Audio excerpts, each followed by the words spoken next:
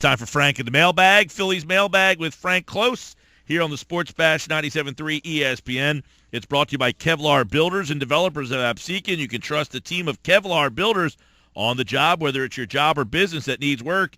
Give Kevlar a call. They do it all. 609-827-3853. Kevlar Builders and Developers. Your future is in their plans. Let's bring Frank into the discussion here as another edition of the Mailbag. The Phillies, Frank, are, like the sixth best team in baseball by record? Is that, am I accurate, or are they even better than that? I think you're about right. I haven't checked since yesterday, but yeah, you're right about that. They're right up there. They're 18 wins, I think. Yeah, either fifth or sixth best in the majors. It's just been an unbelievable start. Now, 18-14. The Phillies are in Atlanta to take on the Braves. They'll start a 3-game set. Adam Morgan gets the ball tonight, but we dive into the Phillies mailbag with Frank here, and some interesting questions coming across for Frank, and you can always send Frank a question at Frank Klose with a K, 973. And Frank, we open up with a question from Albert today. I teased before about a 2-time National League Cy Young Award winner. The Phillies had gone to see him throw. Tim Lincecum, is he a viable guy for the Phillies rotation or the bullpen? Yeah, I think the Phillies really did make a point of doing their due diligence on Lincecum. But when you consider all the factors, I really don't think that they're a real contender for his services. I think if Lincecum was ready to go earlier, perhaps when they could have signed him in the offseason and given him a chance to compete for a spot, I think it would make more sense.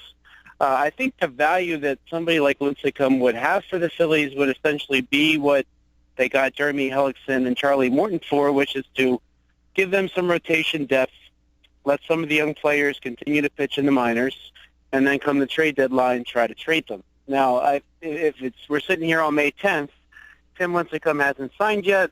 Chances are he's got to do a minor league rehab assignment or sign a minor league deal and do some time in the minor leagues before he's even called up. So by the time that actually happens and he's actually ready to pitch in the major league, there might not be enough time for the Phillies to showcase him to flip him in the trade. And so while the Phillies did suffer some loss of depth when Charlie Morton went down, I think you're getting a little too late for them to flip Lincecum. And if you think about it from Lincecum's perspective, he wants to be a starter. The Phillies could give him a starting spot for now, but I think if being the time of year that it is, Lincecum's probably looking to sign with a team that keeps him for the whole year and perhaps has a chance to pitch into the playoffs. I guess off of that, Adam Morgan's up here. Morton's out for the year. If somebody else got hurt, who do you think the next guy up would be? That's a tricky one, and I think people who follow the Phillies might not like the answer. I would say David Buchanan, and I know that name. I don't like that answer at all. It seems like there's so many better options. Well, I think there appears to be, but I think they don't want to rush somebody like Mark Appel or Zach Eflin if they don't have to. So I think they might go for the guy that already has some experience in the major league. I don't think they want to get into adding people to the 40-man roster yet. So I think it's going to be, I think it was David Buchanan, even though, he put up less than exciting results last season. Frank Klose is with us. The Phillies mailbag is open. And, Frank, the Phillies are leading the league in one-run games. They're 11-3 in that mark. How important or significant is that? That's what Matt wants to know. Yeah, I think that's a testament to two things. And the first thing is that simply their offense hasn't been that great. So when the Phillies are going to win a game, they're not going to blow the other team out. So we're not seeing many 5-1 victories even or 7-2 victories. When the Phillies get the lead, it's generally really tight. Now, the Phillies have not won a game by more than 4 runs. And so and that was only once. So generally, one reason we'll talk about Jean-Marc Gomez in a second, but one reason he has so many saves is that the Phillies seem to enter the ninth when they have a lead with only 3 or fewer runs. So because they're not scoring a lot, there's going to be a lot of closer games where if they have the lead, it won't be by much, which kind of brings you to the second point that the Phillies pitching has been pretty good as well. So while they have not been scoring much, the pitching has kind of kept the opposition in check, and they haven't suffered many blowouts on the other end either. Now, they had a couple lopsided losses against the Nationals. One was 9-1 and one was 8-1, and then they had an 11-1 loss to the Cardinals. But beyond that, really the games have been rather close across the board. And a lot of people like to point to the Phillies' run differential, which is pretty significantly in the negative at negative 27, as being something which is a sign that the Phillies aren't going to be competitive for much. But really, that negative generally comes from just a few games and a few big blowouts. But generally, I think what you're going to see with the offense not being so good and the pitching being pretty good, you're going to see a lot of close games.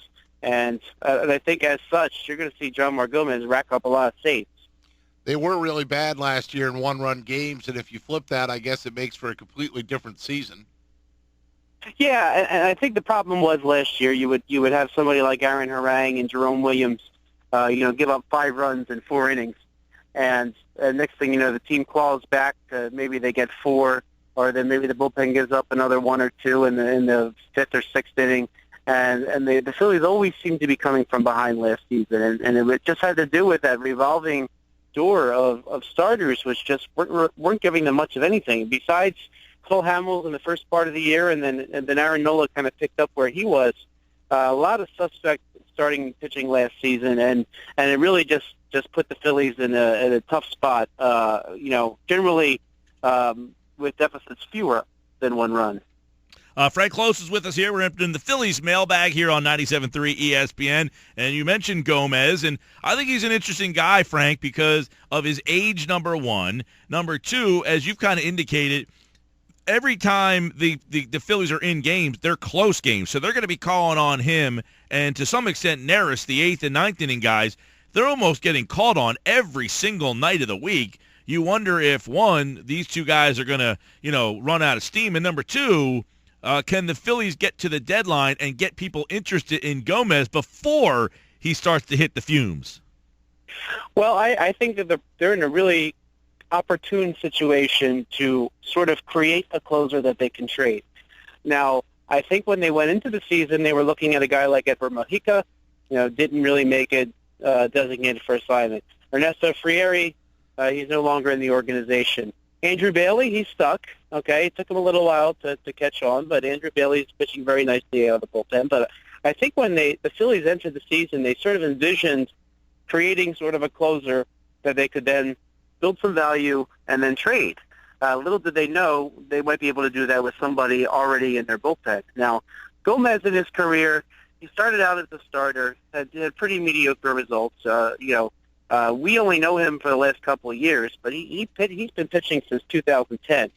He came up as a starter with the Indians. Then after a couple of years there, he spent a couple of years with the Pirates. And only when he went to the bullpen did he find some sort of success.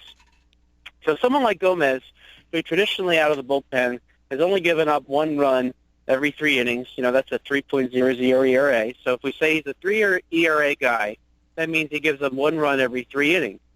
Well, if you're a closer and you're coming in to pitch every day and you only give up 1 run every 3 times you come out, well, not every time are you only going to have a 1-run lead. And as we saw, I think with one of his saves, he did give up a run, but he still got the save. So the fact that Gomez is on the stable end of things, he's not the type that just comes in and has the ability to give up a quick home run like a lot of those super fast throwing closers do. There's a level of stability with Gomez that if you put him into that situation, he's going to rack up the saves. Now, I know not everybody in baseball is necessarily going to look at him and say, well, if he's saving a bunch of games, that's automatically somebody we want to trade. But I think that they're, as we saw last year, the Houston Astros, the reason why they overpaid so much for Ken Giles was their bullpen cost them the playoffs. They were eliminated specifically because they had a lead late in the game and the bullpen blew it. So teams are going to recognize that. They're going to want to beef up their bullpen as they get to the trade deadline. And when you look around at what's available, Gomez might be a very, very attractive option. Frank Klose with us. The Phillies mailbag is open. Now, Frank, you've seen both guys, and Hector Neris has been fairly effective in that 8th inning role. Who would you say has more closer stuff? Whose stuff is better Gomez or Neris? Well, it depends how you define stuff. Now, the traditional idea of a closer, so to speak, is that the guy's going to come in and he's just going to blow a bunch of fastballs by hitters. They're going to swing and miss, and that'll be the end of the game. I know some pitchers, that seems to have been what people expect out of every pitcher for the bullpen. But, for me, I would rather see somebody who could just come in, keep a level head, and get outs. Now, that's more what Gomez is. Neris has a mid to high 90s fastball. He sort of fits that more traditional mold that you can sort of blow past some hitters. But the problem that type of closer sometimes runs into is that the good hitters sometimes connect with those high 90s fastballs. The next thing you know, they're heading over the fence. So if you're looking to go the traditional route, Hector Neris tends to fit that mold a little bit better. But if you ask me, I don't care what type of stuff a person has as long as they can pitch and get 3 outs, because that's all they need, 3 outs. And if the Phillies were better at getting those 3 outs, 1-run games last year, as we just kind of alluded to, it maybe wouldn't be so bad. They're getting them now. They're 18-14, which has people talking.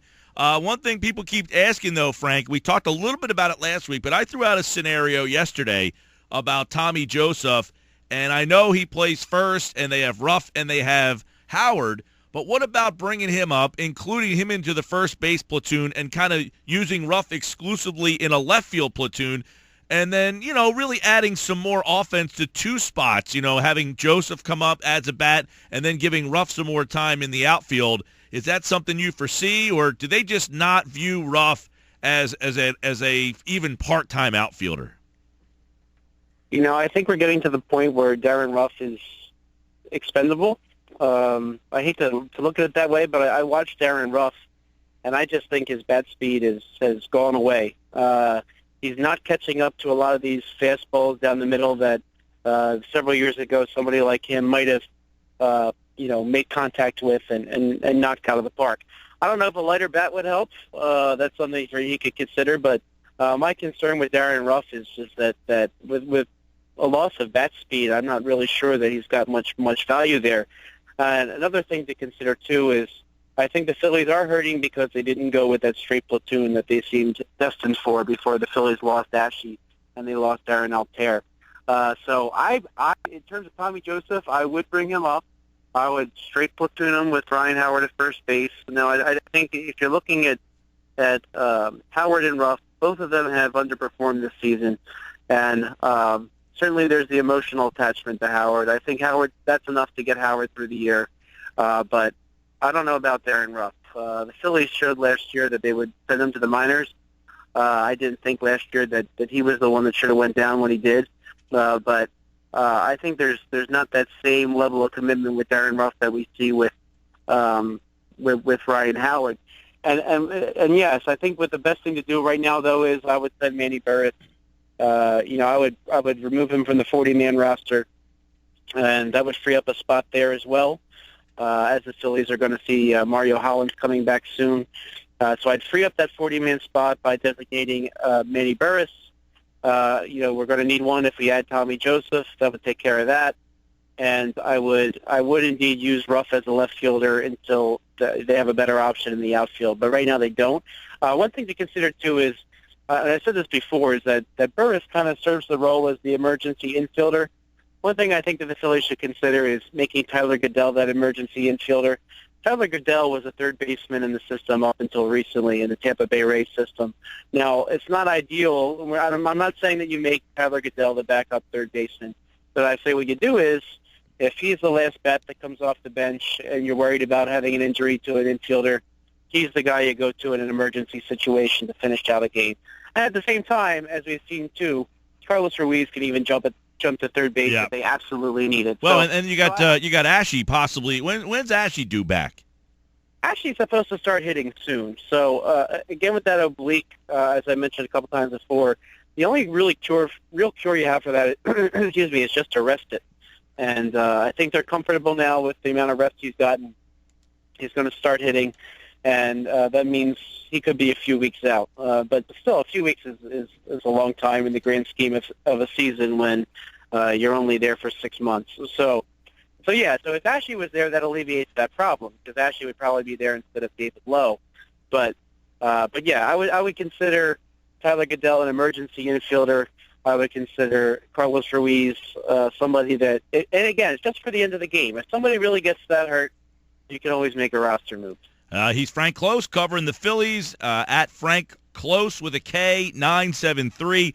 Don't forget to check out sportstalkphilly.com and Philadelphia.com, where you can see more of Frank and the guys' work on all of the Philadelphia sports team. And don't forget the mailbag every Monday. Post it at 973ESPN.com and send your question. Feel free to ask a question at any time during the week by sending a tweet to @FrankClose973. All right, Frank, Phillies and Braves tonight.